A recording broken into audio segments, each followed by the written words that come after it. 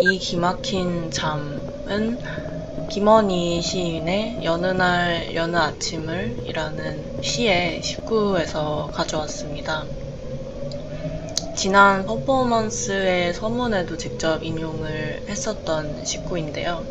이번에 두 섹션을 같이 말할 수 있는 단어를 찾다가 결국 이 기막힌 잠을 한 번 더 인용을 하게 됐습니다. 이 여느 날 여느 아침을 이라는 시는 쥐지라는 시집에도 시집에 실려 있습니다. 보이지가 않네. 보이지 않는. 하지만 이건 김원희 시인의 시집입니다. 보이지 않겠죠? 네, 안 보입니다. 시가 다 없네요. 백지. 제가 엄청 오래 자고 있으면 엄마가 야, 넌 진짜 너무 오래 자서 올란도처럼 시대도 바뀌고 몸도 바뀌고 깨어날 것 같은 수준으로 잔다. 특히 작업 하나 마치고 나면은 몇 달을 그렇게 잠만 잔다. 뭐 그렇게 얘기를 한 적이 있어요. 근데 그게 은근히 기분이 좋은 거예요. 널브러져서 침대에서 계속 잠만 자고 있는 내 자신이 게으른 게 아니라 올란도인 거다. 엄청 멋있는 잠이지 않습니까? 이번에 전시 제목을 정하고 나서는 이제는 내가 기막힌 잠을 자고 있다. 내가 누워있다는 사실을 그런 식으로 허용하고 탄식을 하면서 자고 있으면 기분이 좀 좋아집니다. 지난 퍼포먼스도 정신과 약에 대한 내용도 좀 들어가 있었는데, 정신과 약이 잠을 너무너무 못 자는 사람들이 이제 처방을 받는 거잖아요. 불면증이든 불안증이든. 근데 그게 심하면 심할수록 애지간히 약을 먹어서는 잠에 들지가 않아요. 아무리 약을 먹어도. 그래서 약 용량을 계속 늘리다 보면은 어느 순간 이제 손바닥에 약 알이 이렇게 가득 차 있고, 그걸 먹어야지만 이제 잠이 들 수 있고, 그리고 그걸 다 먹고 나면 또 이제 아침 약이 하나가 더 있어요. 그래서 아침에는 오전 약을 깨는 약을 먹어야지 또 잠에서 깰 수가 있는 거예요. 그러니까 완전히 도핑돼 버린 그런 상태가 됩니다. 그래서 그 두 상태가 근본적으로 겹쳐 있는 그거에 대한 내용도 들어가 있어요. 기막힌 잠이란 게 꼭 자고 있는 상태가 아닐 수도 있는 거죠. 엄청 불편하게 잠에 대해 시달리고 있는 상태일 수도 있고, 죽은 것 같이 자는 사람, 자는 것 같은데 죽은 사람, 너무 많이 자거나 너무 못 자는 사람, 또 이미 죽은 사람, 죽고 싶은데 매번 헛죽는 사람 등등이 접속할 수 있는 어떤 공통의 주파수가 되지 않을까라고 생각을 해보고 있습니다. 그리고 이번 전시를 통과하면서 악몽이나 가위눌림에 대한 사건들이 몇 개 있었는데 그게 엄청 반갑더라고요. 반가운 악몽, 반가운 가위눌림. 그래서 엄청 불편한 잠인데 기가 막힌 거, 어처구니가 없는 거, 혹은 시 속의 여자들처럼 해방된 거. 제가 그런 걸 할 수 있을진 모르겠지만 시도해보고 있습니다. 네, 어둠의 스트리머, 포인트 클라우드로 이루어진 스트리머로 돌아왔습니다. 그리고 제가 퍼포머들을 모기라고 상상해 오던 것이 있어 왔거든요. 이번 퍼포머들은, 협업자들은 무슨 모기일까 생각을 해보니까 유충이 아닐까. 유충이었습니다. 왜 유충인가는 이번 작업에 연루된 사람들 중에 이번이 진짜 첫 발표인 사람도 있고, 창작 경험이 훨씬 많은데 작업마다 이제 매번 약간 죽는 거 아닌가 그런 사람도 있고, 나이와는 상관없이 영혼의 차원에서 너무나 어린 그런 것이 느껴지는 사람도 있고, 미숙하다기보다는 이제 영원히 늙지 않는 거죠. 영원히 어린 거죠. 혹은 영원히 어른이 되지 않는, 모르겠어요. 어쨌든 이 모든 제가 연루시킨 모든 협업진들을 묶어서 호칭하기가 좋아서 다들 유충이구나 라고 생각하니까 훨씬 그 다음을 진행하기가 좋았었고요. 개개의 이유를 갖고 개개의 인과를 갖고 연결이 돼서 어느 약속된 날에 모두 모여서 무대에 올라갈 수 있도록 얽혀있다고 이해하는 게 좋은 것 같아요. 제가 궁지에 몰렸던 어떤 상황을 다시 호출한 거였는데요. 2020년도 주시 모스키토를 준비하던 해에 제가 양유실 선생님의 수업을 학부에서 들으면서 맨날 울던 시기가 있었어요. 웃을 수도 있었을 텐데 왜 그렇게 맨날 울었는지 모르겠어요. 보면서 자지러지게 웃었어야 되는 건데. 여튼 아이는 왜 폴란타 속에서 끓는가 라는 책과 그 저자인 아글라야 페터라니를 다루는 수업이 되었고요. 녹화본에서 잘 드러나지는 않지만 효실 선생님이 그 수업을 하다가 막판에 갑자기 울었어요. 잠깐 우느라고 말을 못하는 일이 벌어지는데요.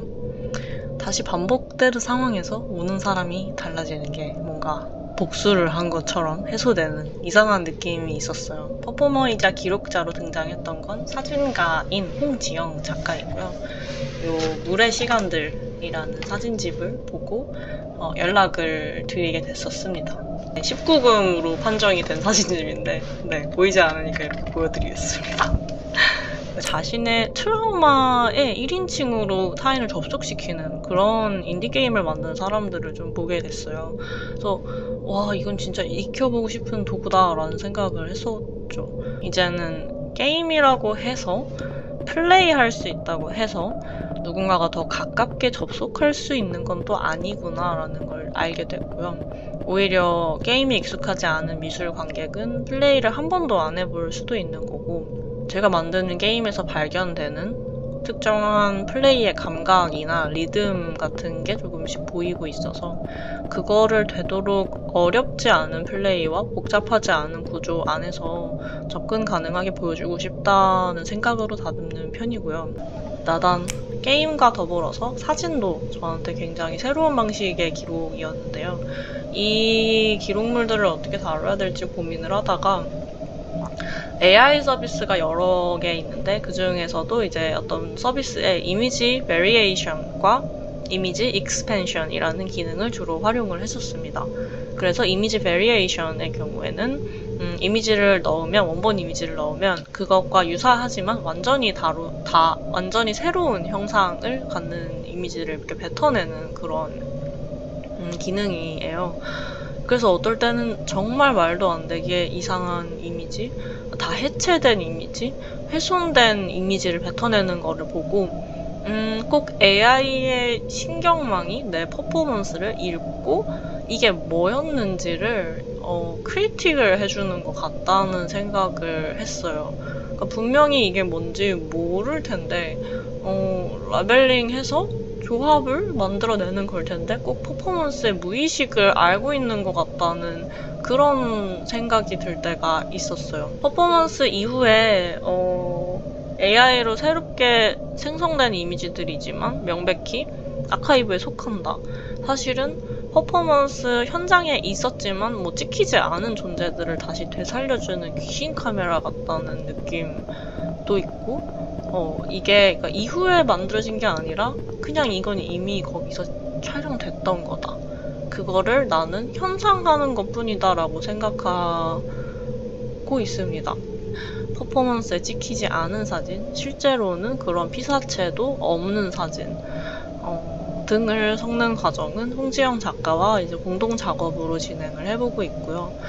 같이 기록을 되돌아보고 새로운 이야기를 만들 수도 있는 그런 협업 섹션, 개인 전환의 작은 놀이터로 여기면서 준비해보고 있습니다. 차동하 작가의 페스티벌 질문.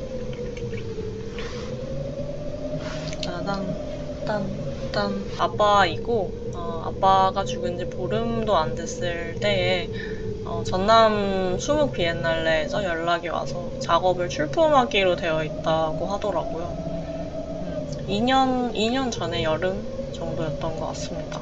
그래서 구작 중에서 제가 고르고 또 거기에 맞게 작업 노트 있는 거 제가 직접 찾아서 편집을 직접 해서 어떻게 보면 제가 대신 작가 노트를 써줬어요. 제가 그때 축제 시리즈에 대해서 정리했던 글을 잠깐 읽어드리면, 축제 시리즈는 삶과 죽음의 순환이 거대한 생명 에너지로 넘치는 세계.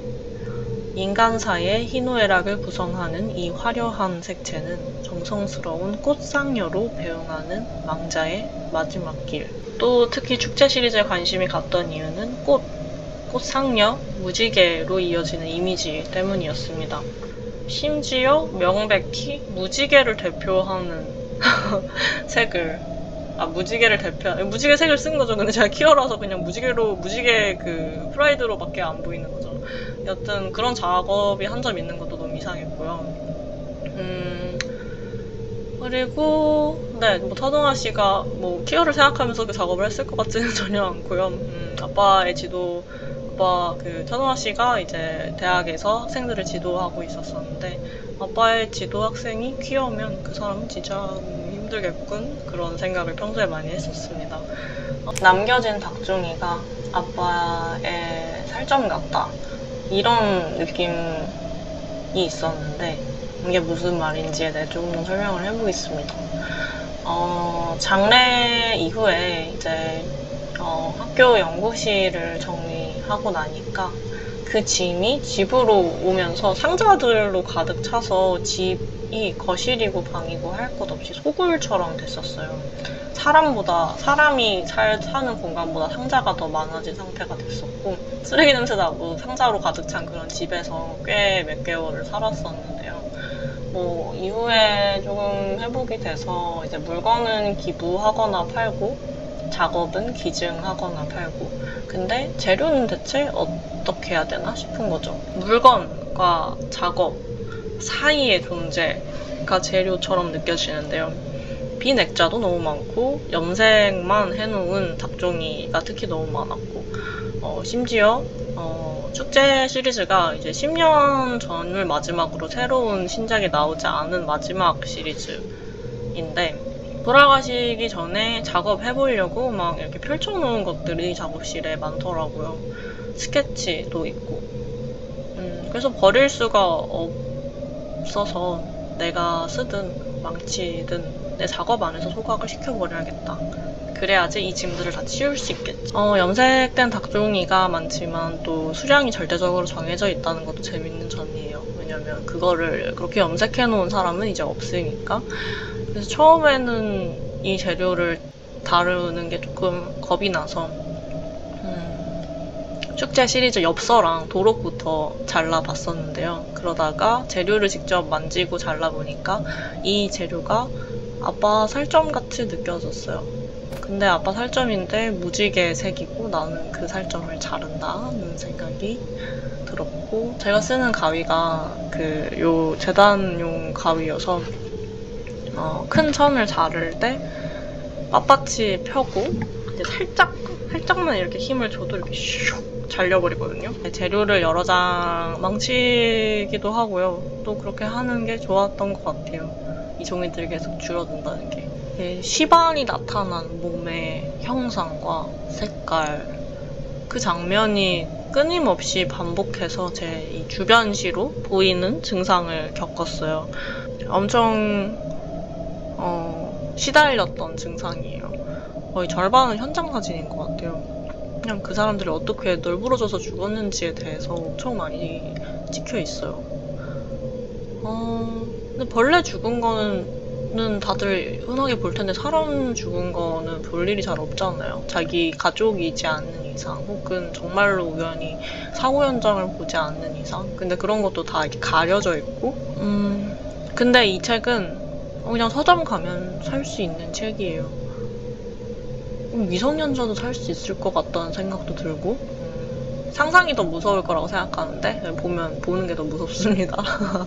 그래서 벌레 죽은 거는 다 이렇게 말라 비틀어져 있는데 사람 죽은 거는 엄청 축축하고 물이 질질 나오더라고요.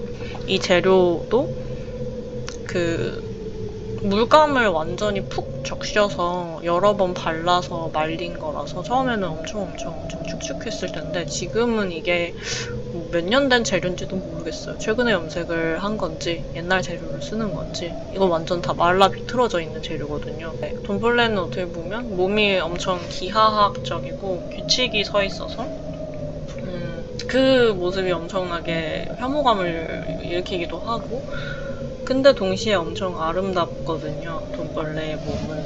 근데 사람이랑 비슷한 느낌이 있다는 생각이 들었어요. 그러니까 사람도 살아있을 때는 복잡한 규칙과 사회 속에서 사는데 죽으면은 꼭 이제 제멋대로 몸이 이렇게 뻗치고 죽는 벌레들처럼 규칙 없이 널브러져 있는 점이 너무 저한테는 닮아 보였던 순간도 있었고요.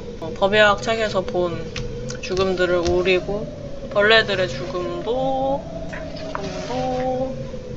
번갈아 가면서 오려보고 그쵸. 제가 이미지로 다룬 이제 법의학 책에 있는 거의 모든 몸들은 또 누워있는 몸들이고 100% 누워있는 몸들이죠. 뭐 가끔 매달려 있는 것도 있지만 그리고 누드인 몸들이 또 굉장히 많아요. 그러니까 저는 누워있는 몸들을 누드 크로키를 한 셈이 되는 건데 예를 들면 이 죽음에 대해서 이 색조합은 절대 쓰지 않고 싶다. 혹은 반대로 이 죽음에 이 색조합을 쓰면 너무 시원하겠다. 기본적으로 색이 너무나 선명하고 어떤 건 색이 어두우면서 깊고 어떤 건 밝으면서 아름답고 제가 또 매개로 하고 있는 가위질은 어느 정도 이상으로 자세하게 묘사할 수가 없거든요. 그리고 제가 한 작업을 할 때 엄청 순식간에 그냥 빠르게 오리는 편이에요. 그냥 실패하면 버리고 자세하게 묘사할 수가 없는 방식으로 다루고 있어서 결과물들을 보면 몸들이 조금 다 웃기게 생기기도 했고요. 그리고 이제 그림자처럼 보이기도 하고 자세하게 뭐가 보이지 않는 어떤 형태만 보이는 그림자들. 근데 그림자들이 이제 너무 많은 색들 속에서 축제를 하고 있는 것처럼 보인다고 생각을 합니다. 전시회에서 관객들이 보는 거는 법의학 이미지를 구체적으로 전부 다 볼 필요가 없는 게 저는 조금 좋아요. 제가 대신 받고 제가 대신 먹었다. 네, 양뮤실 선생님이 이 작업을 처음 보고 가셨고 보면서 막 엄청 웃고 가셨는데요. 막 너 소시오패스니? 이러면서 엄청 웃고 가셨는데 집에 가서는 악몽을 꾸셨다는 거예요. 악몽을 꿨대요. 그래서 이게 뭐냐? 이러면서 연락이 왔습니다. 그래서 모스키토 라바주스에서는 선생님과 협업을 할 때 선생님이 울었고 축제에서는 악몽을 꿨다는 게 뭔가 뿌듯한 점이 있어요. 그리고 여튼 양효실 선생님과 축제에 대한 얘기를 나눈 이후부터 다시 법의학 책을 펼치니까 갑자기 이제 책 속에 있는 사람들과 눈이 마주치는 느낌이 들기 시작했어요. 책에 있는 사람들이 갑자기 너무 생생하게 보여서 그동안 내가 엄청 짓눌리고 마비된 상태 속에서 작업을 했다는 것도 알게 됐어요. 거기서 나왔으니까 그렇게 보이는 거겠죠. 양효실 선생님이 악몽을 꿨다고 말한 다음날 제가 그냥 어쩌다 보니까 이태원 참사에 대한 이제 위령법회가 조계사에서 열렸던 걸 이제 녹화된 영상이 있었었는데 거기서 스님이 화청이라는 거를 부르는 영상이 있어요. 그게 스님이 꼭 죽은 사람에 꼭 접신한 것처럼 죄송합니다, 미안하다, 내가 이렇게 가네? 내가 이렇게 불이 불식간에 가게 됐어. 어떡해. 근데 가야지. 이런 노랜데 그 노래를 작업을 할 때 틀어놓고 작업을 하니까 갑자기 기분이 되게 좋더라고요. 뭔가 그동안 의문 속에서 다루고 진행을 해왔던 이미지들의 어떤 예의를 표하는 느낌. 불교 기초교리 10주 과정을 끝내고 수계식이라는 거를 받고 왔는데요. 수계식이라는 거는 천주교로 치면 세례식 같은 거예요. 저는 세례명과 본명이 둘 다 있는 사람이 됐는데요. 네, 스님이 팔에 그 향빵을 해주거든요. 향으로 여기 팔을 이렇게 지지는 그런 의식을 해요. 다 이렇게 기다리다가 스님이 이제 오면은 팔을 내밀고 다 지져주십시오. 이렇게 했단 말이에요.